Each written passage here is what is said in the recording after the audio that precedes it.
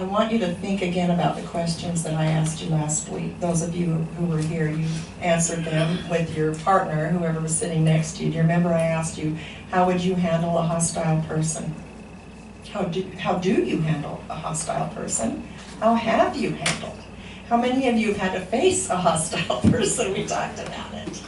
Some of us have to face them almost every day. We talked. So, have you ever had to confront someone, you know, in love? We talked about Galatians 6:1, where if you see a brother or sister overtaken in a sin, you restore that one in a spirit of gentleness, lest you too be tempted. And how many of you have had to do that? You've had to approach someone. Raise your hands if you have, and you would rather not. You would rather take a beating than have to be the one to talk to this person. Okay? So put yourself in in Esther's place, because that's where she is right now.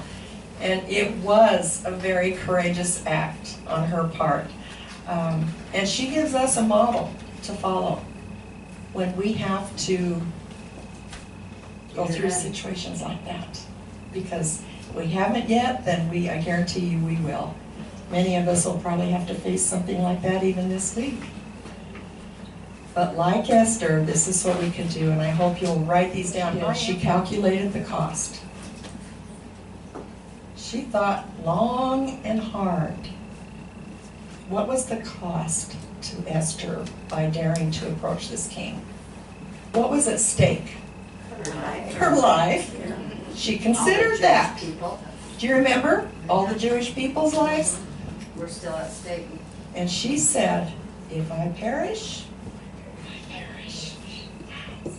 We need to calculate the cost if we go forward with this.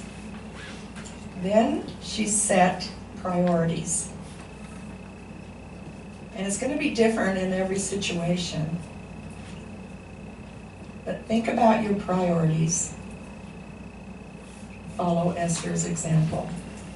She believed that the safety of the Jewish people was far more important than her own life. Okay. Yeah, they were her people. Then step 3, prepare. Esther prepared. She gathered support. Remember, she got all of her maidens. She told Mordecai, I want you to fast. She told all of her maidens, I want you guys to all get together. We're gonna fast. We're going, and she never said pray, but we assumed, we talked last week, we assumed naturally that if you're gonna fast unto something, who are you fasting unto? The Lord. Right. Then, you're obviously gonna pray too, so. And then the last step, number 4, is determine a course of action. Oh, yes. What are you going to do? Don't just let it spill out, bleh, like it sometimes does when we're facing difficult situations. Yeah. When we're scared. Yeah. We have to use restraint.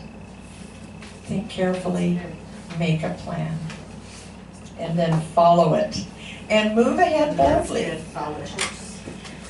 We've already prayed, right? Because that's step number 3. Prepare. You're gonna pray.